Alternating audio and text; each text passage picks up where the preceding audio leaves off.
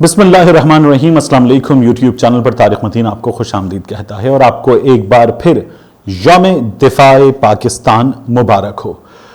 ایک ایسے موقع پر کہ جب پاکستان کو اندرونی طور پر بیرونی طور پر بہت سے خطرات کا بہت سے چیلنجز کا سامنا ہے، army chief general Qamar Javed Bajwa نے اس دن کی مناسبت سے اہم ترین خطاب کیا ہے۔ کہنے کو یہ خطاب تھا افواج پاکستان کے شہداء کے لواحقین سے اور یہ خطاب تھا پوری قوم سے، لیکن اس خطاب میں army chief general Qamar Javed Bajwa نے بھارت کو بہت دو ٹوک الفاظ میں پیغام دیا ہے، دنیا کو بہت دو ٹوک الفاظ میں پیغام دیا ہے اور بہت کڑی وارننگ دی ہے army chief general Qamar Javed Bajwa نے بھارت کو۔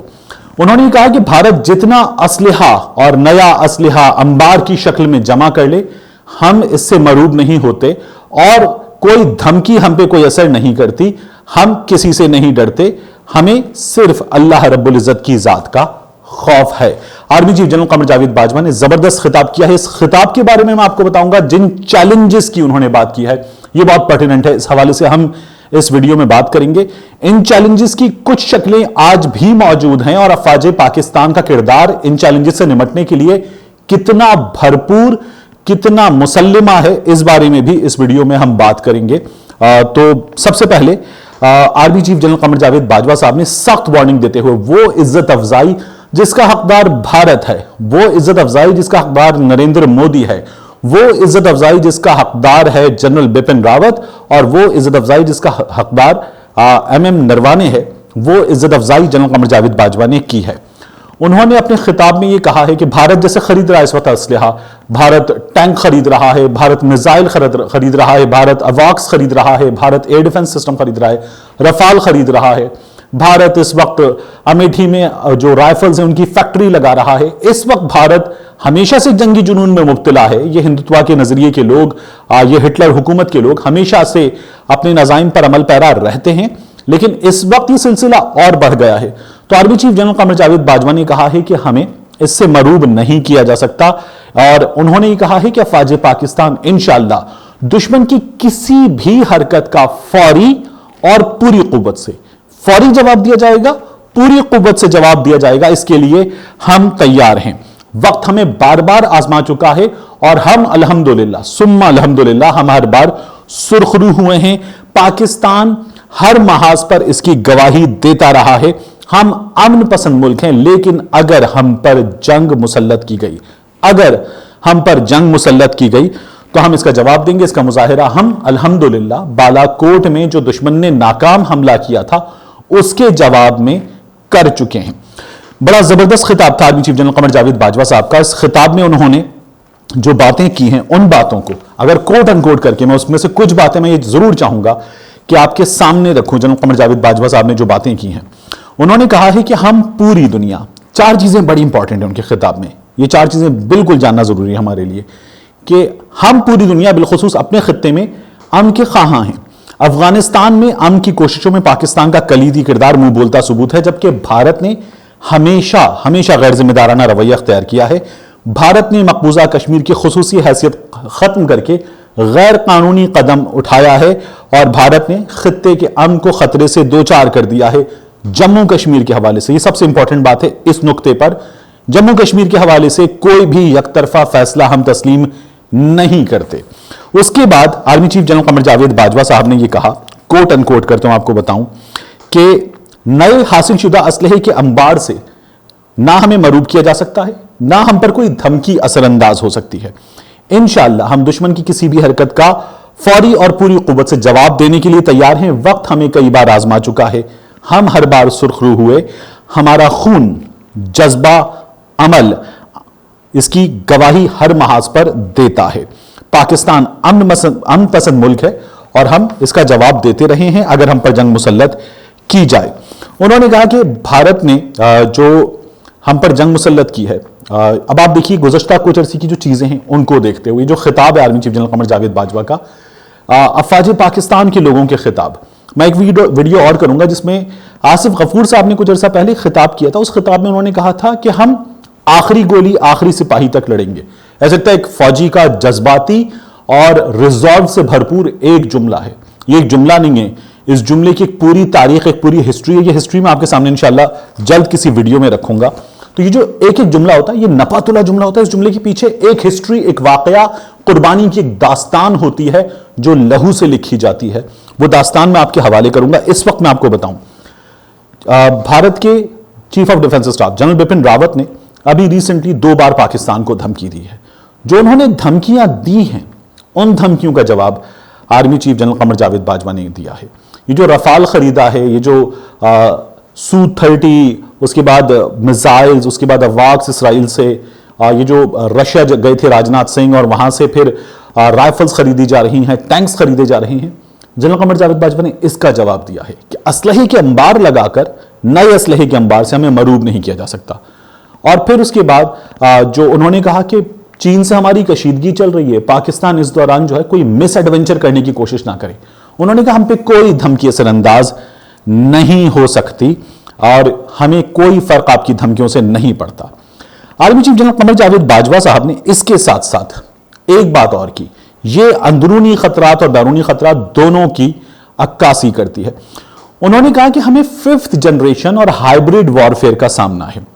اب یہ جو جنریشن ہے 5th جنریشن، یہ کیا ہے؟ اس سے پہلے دیکھیے آپ کہ بہت پہلے جنگیں ہوتی تھیں، فوجی آپ نے فلموں میں دیکھا ہے کھڑے ہو جاتے ہیں لائن بنا کے، نیزے باہر نکلے ہوئے ہیں، ڈھالیں سامنے لگی ہوئی ہیں. یا آپ نے فلموں میں دیکھا ہے جو بادشاہوں کی فوجیں ہوتی تھیں یا بہت پہلے زمانوں میں، تو اس وقت یہ ہوتا تھا کہ سامنے سے تیر چلائے گئے، تیر ہوا میں اڑتے ہوئے آ رہے ہیں، سب نے ڈھالیں سامنے کر لی. اور یہ 1st جنریشن تھی وارفیئر کی.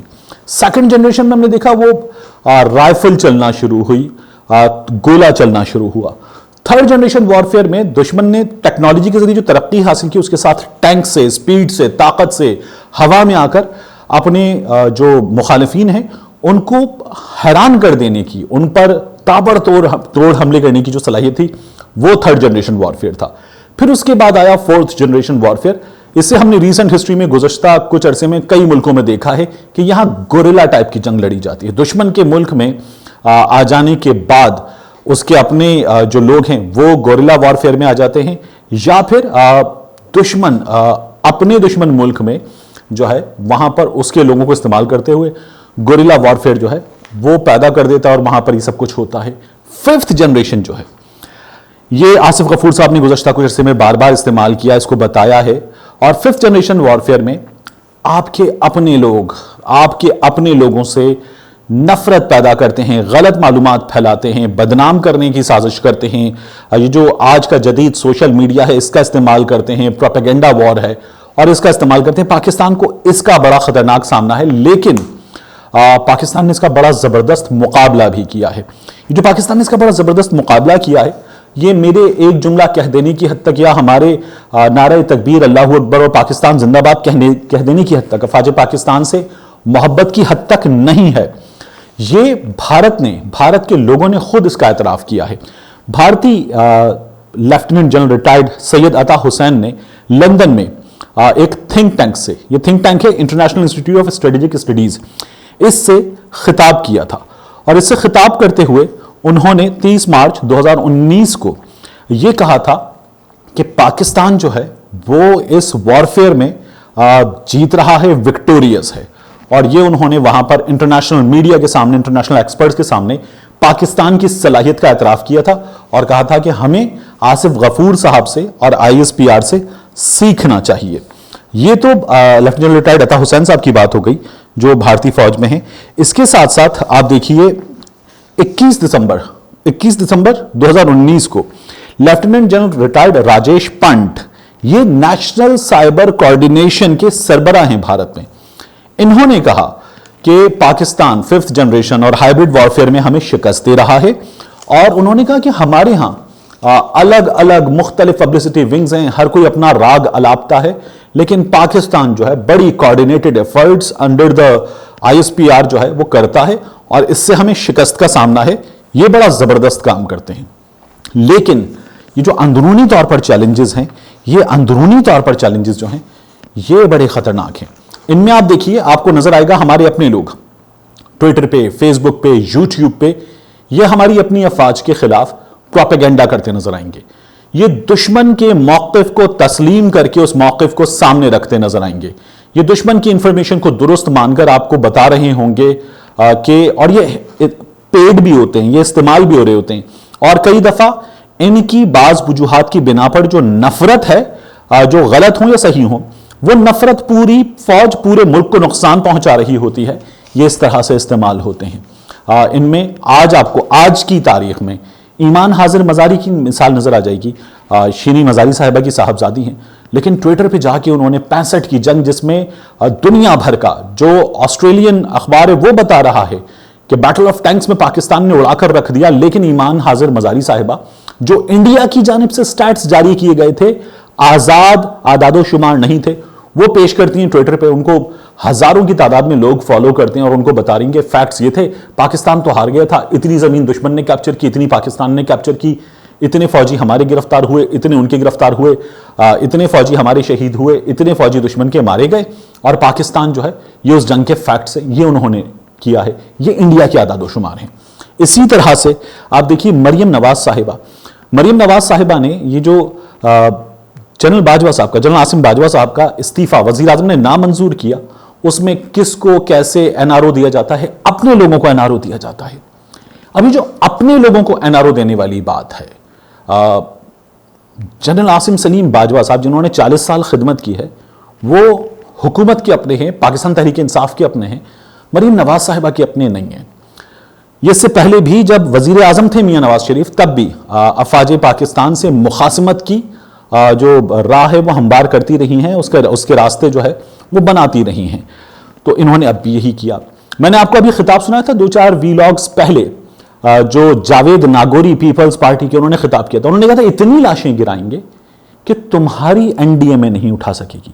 یہ لوگ پاکستان کے لوگ ہیں، یہ لوگ اسی ملک میں بسنے والے لوگ ہیں، یہ M P A M N A بنتے ہیں، یہ عوام کے ٹیکس سے تنخواہ لیتے ہیں، ٹی اے ڈی اے لیتے ہیں، اسمبلی کے اجلاس میں بیٹھتے ہیں، وہاں ہنسی ٹھٹا کرتے ہیں، آ جاتے ہیں، کچھ نہیں کرتے، اور یہ کہتے ہیں تمہاری این ڈی ایم اے، یہ نیشنل ڈیزاسٹر مینجمنٹ اتھارٹی، جس کے لوگ نالے صاف کر رہے ہیں، جس کے لوگ سیلاب میں لوگوں کو اٹھا رہے ہیں، جس کے لوگ کشتیاں لے کر جاتے ہیں، وہاں پر ماؤں بہنوں بیٹیوں کو بٹھاتے ہیں، کسی محفوظ مقام پر پہنچاتے ہیں، جس کے لوگ اپنی پیٹھ پر بزرگوں کو اٹھا کر کسی محفوظ مقام تک لے کر جاتے ہیں، ان کو کہتے ہیں تمہاری این ڈی ایم اے۔ یہ این ڈی ایم اے ان کی نہیں ہے، یہ نیشنل ڈیزاسٹر مینجمنٹ اتھارٹی جو مصیبت کے وقت میں کام آتی ہے، یہ ان کی نہیں ہے۔ یہ لوگ اور ایسے بہت سارے لوگ، یہ ہیں اندرونی چیلنج، اور ایسے ہی بہت سارے لوگ جو بھارت میں بیٹھ کر، پاکستان سے باہر بیٹھ کر، بعض بلوچستان کے بعض سردار ہیں، کچھ اور لوگ ہیں، کراچی سے کچھ لندن گئے ہوئے لوگ ہیں، جنوب افریقہ گئے ہوئے لوگ ہیں، یہ وہاں بیٹھ کر پروپیگنڈا کرتے ہیں، اور اس پروپیگنڈے کو یہاں بیٹھ کر یہ جو لوگ ہیں یہ آگے پروپیگیٹ کرتے ہیں۔ یہ لوگ ہیں جو اندرونی بیرونی طور پر اس ہائیبریڈ وارفیئر میں ایک چیلنج کی حیثیت رکھتے ہیں، اور آج ہمیں ان لوگوں کا سامنا ہے، لیکن اللہ کا شکر ادا کرنا چاہیے کہ ہمارے پاس وہ فوج ہے کہ جس کی تعریف، یہاں میں ایک بات اور کر دوں کہ کیا افواج پاکستان میں کچھ لوگ ایسے نہیں ہیں جن کا محاسبہ ہونا چاہیے؟ تو ہیں، اور ان کا محاسبہ ہوا ہے۔ راحیل شریف صاحب کے دنوں میں ایک تعداد تھی افسران کی جسے کرپشن کے چارجز پر فارغ کیا گیا، سزائیں دی گئیں، اور ان کی تمام تر ان کے خلاف جو کارروائی ہوئی وہ کارروائی رپورٹ ہوئی تھی۔ ہمارے ہاں ہی کیا راشد منہاس شہید نے جس طیارے کو زمین سے ٹکرایا تھا، اس طیارے کو لے جانے کے لیے ایک دشمن کیا ادارے میں ہی موجود نہیں تھا؟ آگ گھسا نہیں تھا؟ کیا جب جی ایچ کیو پر حملہ ہوا تھا ایک شخص ادارے کے اندر بیٹھا ہوا تھا اور وہ دشمنوں سے ملا ہوا نہیں تھا؟ تو ایسے لوگ آ جاتے ہیں، لیکن ایسے لوگوں کی بنا پر یا کچھ چیزیں جنہیں آہستہ آہستہ درست کیا جا رہا ہے اور کیا جاتا رہے گا، یہ تطہیر کا عمل ہے، جاری رہتا ہے، ہر جگہ جاری رہتا ہے، تو کیا ایسے لوگوں کی بنا پر آپ ان سپاہیوں کو جو سرحد پر ہوں تو بیلچے کو الٹا کر کے توا بنائیں اور اس توے پر روٹی پکائیں اور وہاں بیٹھ کر یہ لوگ کھانا کھا رہے ہیں اور ہم کہیں ہماری فوج ملک کھا جاتی ہے؟ کیا یہ بات درست ہے؟ اللہ کا شکر ادا کریں کہ ہمارے پاس وہ لوگ موجود ہیں جن کی صلاحیتوں کی تعریف ہمارا دشمن خود بمانگے دہل کرتا ہے، دنیا بھر کے سامنے کرتا ہے، اپنے اور ہمارے ملک سے باہر بیٹھ کر کرتا ہے۔ ملتے ہیں آپ سے اگلے ویلاگ۔